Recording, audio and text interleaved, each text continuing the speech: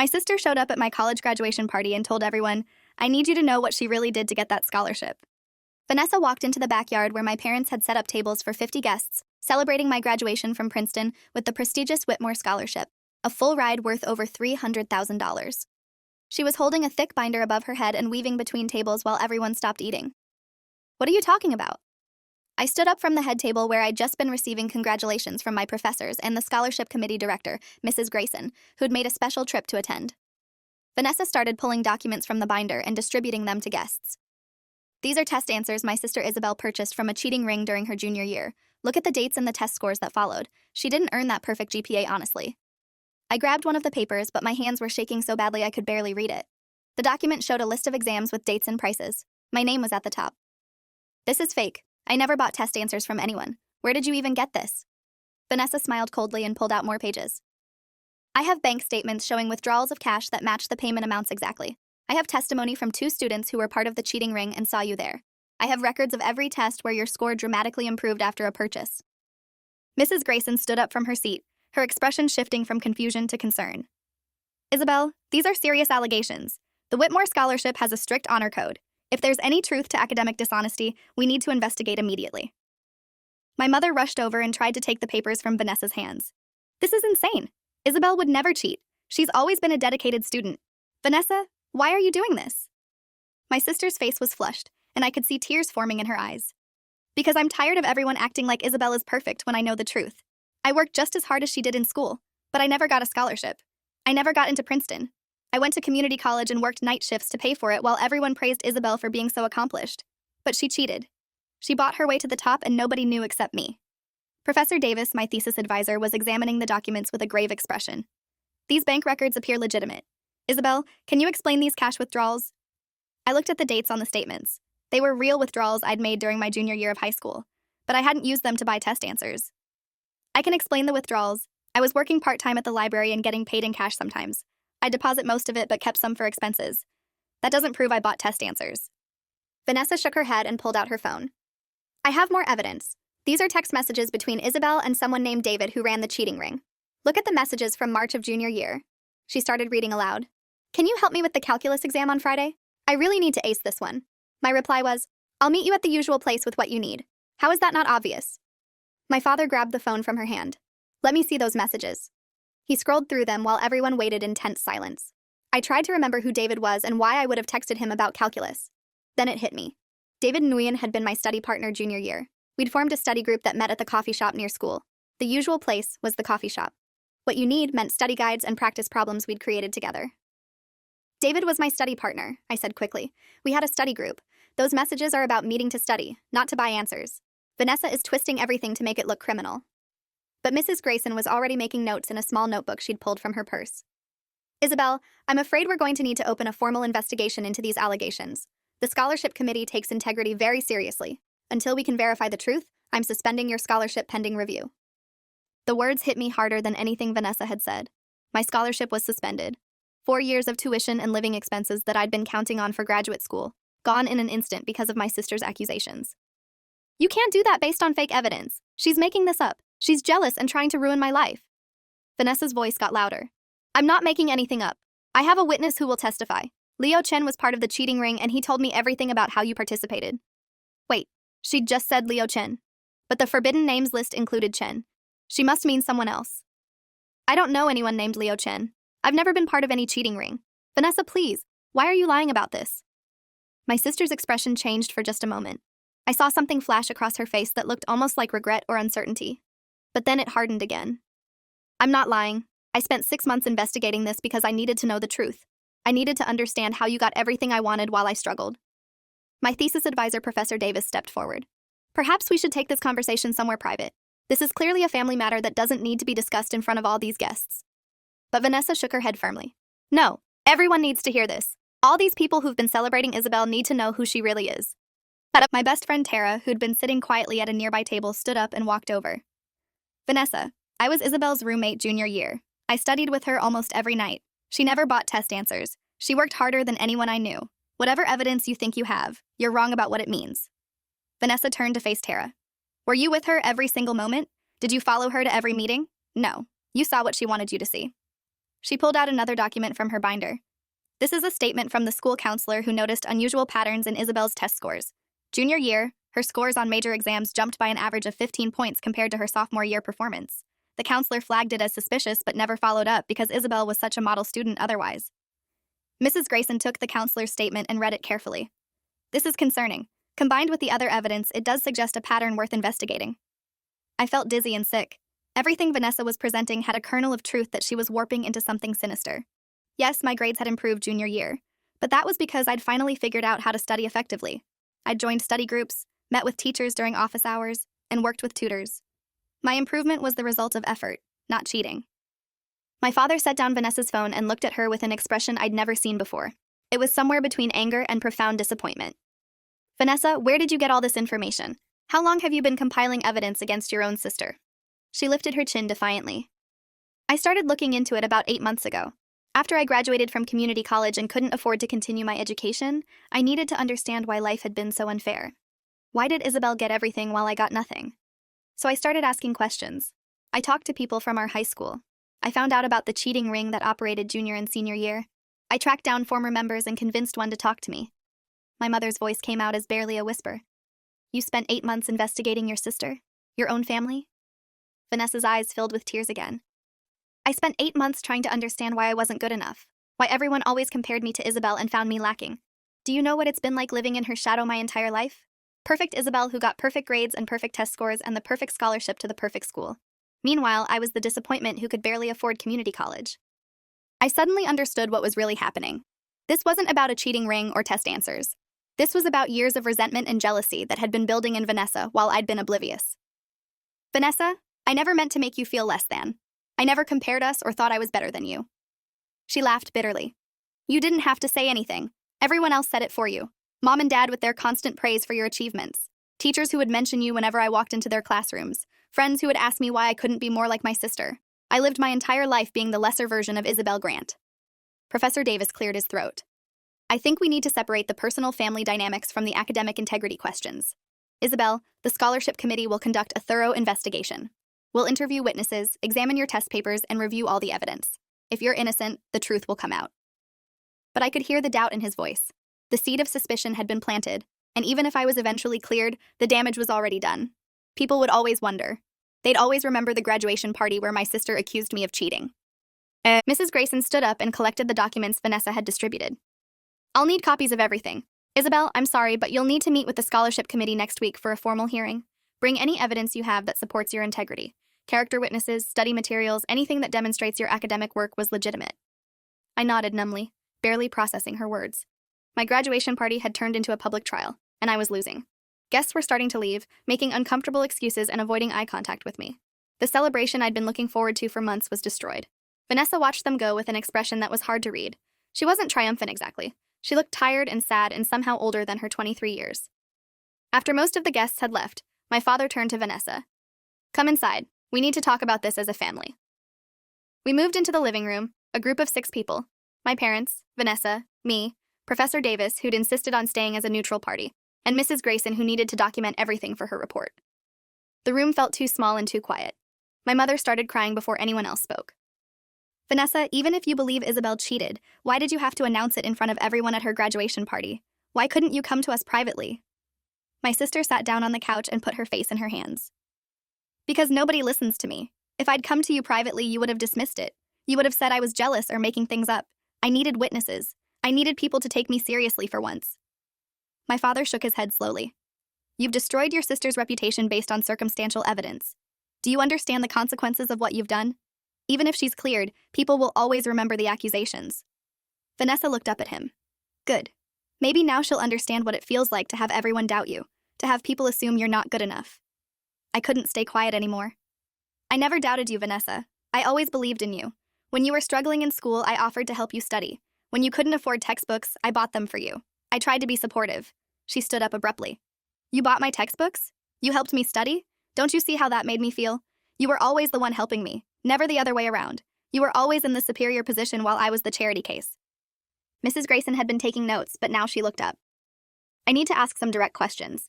Isabel, did you ever purchase test answers from anyone during your junior or senior year of high school? I met her eyes. No, never.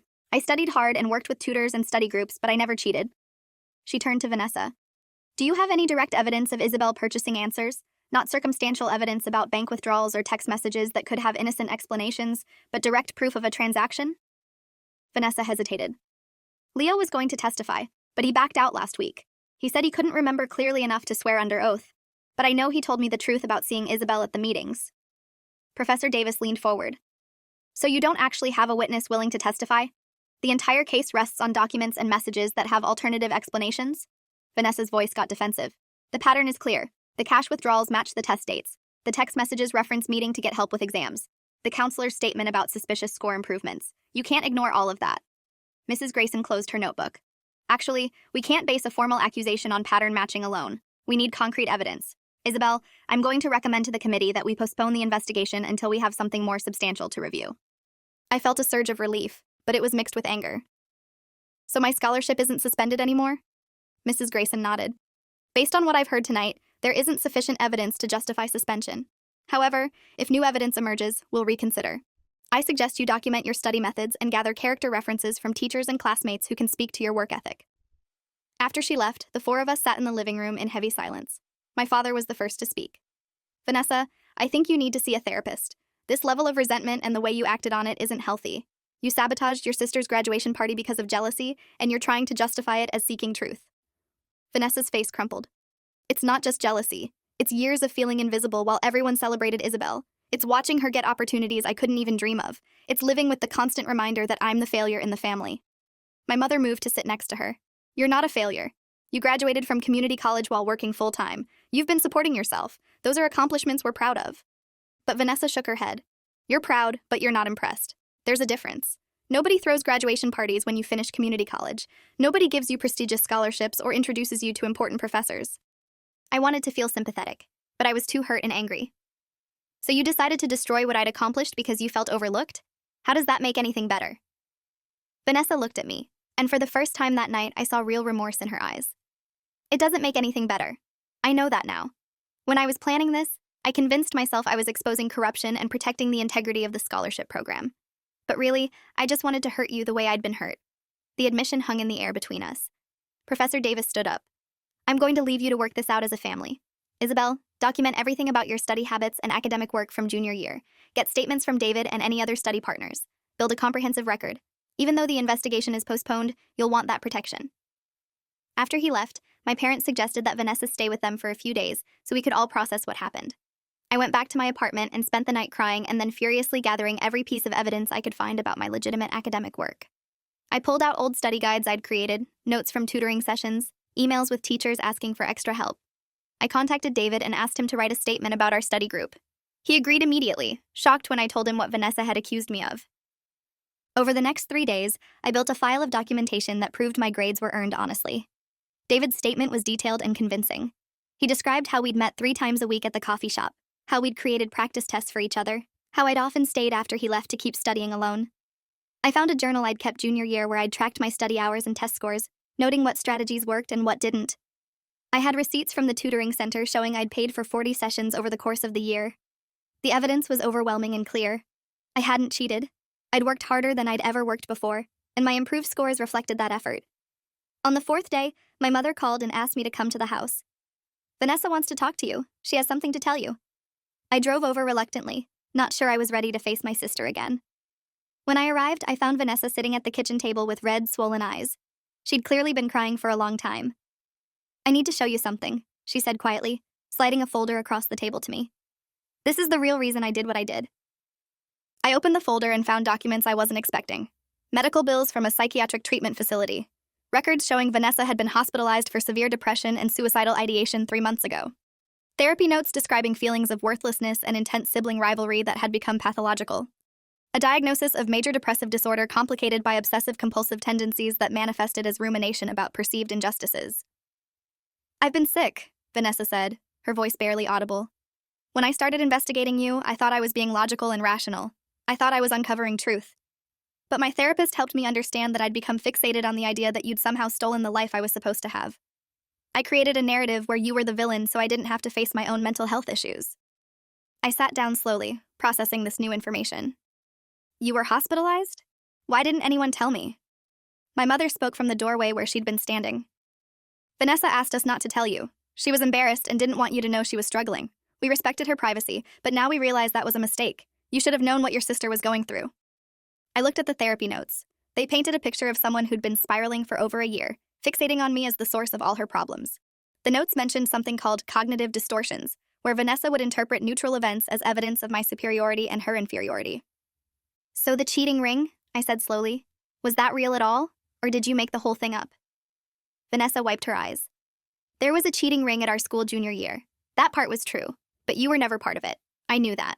I found out about it through old classmates, and I convinced myself that you must have been involved because how else could you have improved so much? I needed it to be true, so I made the evidence fit my conclusion.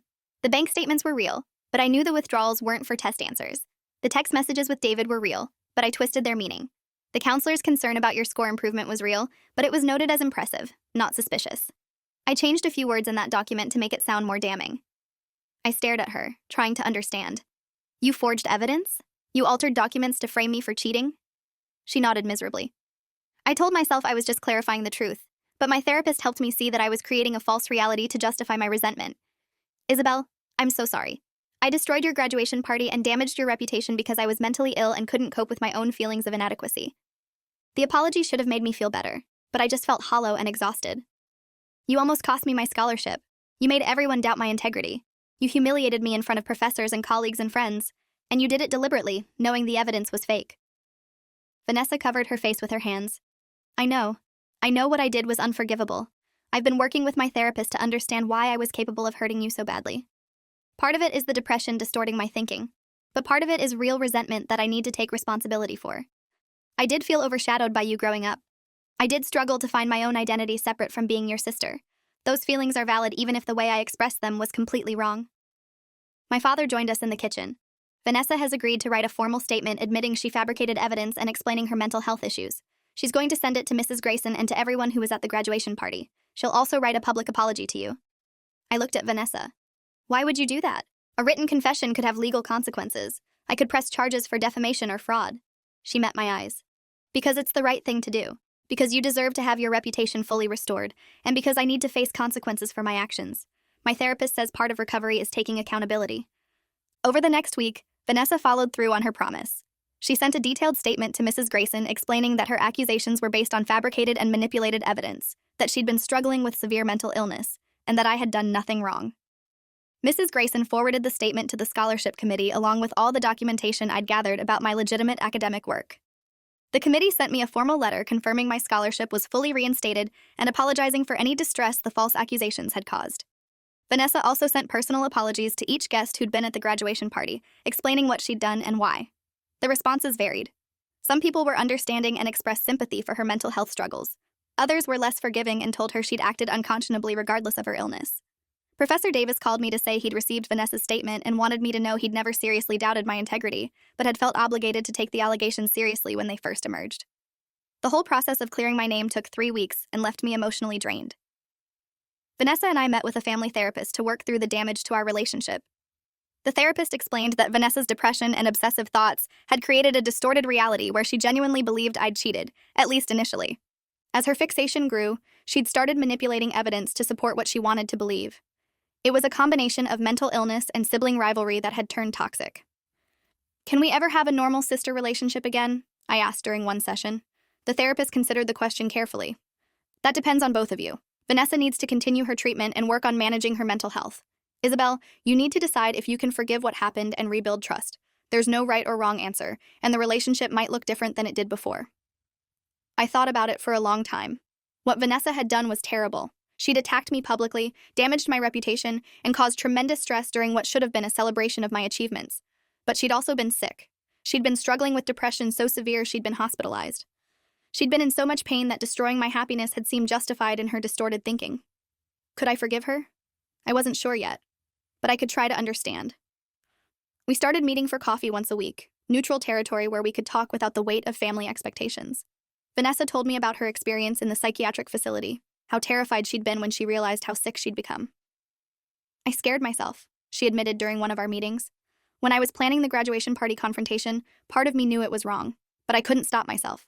The obsessive thoughts were so loud and so constant that acting on them felt like the only way to get relief. I told her about the 3 weeks I'd spent rebuilding my reputation, how exhausting it had been to prove my innocence when I'd never done anything wrong in the first place. I'm angry at you. I don't know if that anger will ever completely go away, but I'm also sad for you because you were suffering and I didn't see it. Vanessa nodded slowly. I got very good at hiding how bad things were, and honestly, I think I didn't want you to know. My pain was the one thing I had that you didn't have. In my distorted thinking, my suffering made me special, gave me an identity separate from being your sister. We talked about our childhood and how the constant comparisons from teachers and relatives had affected both of us. I'd never realized how much pressure I'd felt to be perfect, to live up to the praise I received. Vanessa had felt the opposite pressure, the weight of never being quite good enough. I think Mom and Dad made mistakes, I said carefully. They should have been more aware of how the comparisons affected you. They should have celebrated your achievements more intentionally instead of always holding me up as the standard. Vanessa appreciated that acknowledgement, but she was also clear that she didn't blame our parents for her choices. They could have done better, but ultimately I'm responsible for how I responded to the situation. Lots of people have siblings who outshine them and they don't fabricate evidence to destroy their sister's reputation. 6 months after the graduation party, I started my first year of graduate school at Princeton. The scholarship was fully intact, and my reputation had been restored. Most people who'd been at the party now knew the truth about what happened. Vanessa was continuing therapy and had started taking antidepressant medication that was helping stabilize her mood. She'd enrolled in a technical certification program and was working toward a career in IT. We still met for coffee every week, slowly rebuilding trust. I learned not to share every achievement immediately, giving Vanessa space to have her own successes without constant comparison. She learned to be happy for me even when she was struggling, separating her self-worth from my accomplishments. It wasn't easy or simple, but we were both trying. Our parents started family therapy sessions to address the dynamics that had contributed to Vanessa's resentment. They acknowledged ways they'd unconsciously favored me or made Vanessa feel less valued. They worked on celebrating both of us equally and recognizing that different types of achievements deserved equal recognition. 1 year after the graduation party, my parents threw a celebration for Vanessa when she completed her IT certification. They invited the same number of guests, decorated just as elaborately, and made just as big a deal of her accomplishment as they had for my Princeton graduation. I saw Vanessa cry happy tears when she realized how much effort they'd put into honoring her achievement. During her speech, Vanessa talked about her journey over the past year. She acknowledged what she'd done to me and the work she'd put into understanding and addressing her mental health. I'm not proud of the person I was a year ago. I hurt my sister badly because I was in pain and didn't know how to handle it. But I'm learning to be better. I'm learning that my worth isn't determined by comparison to anyone else.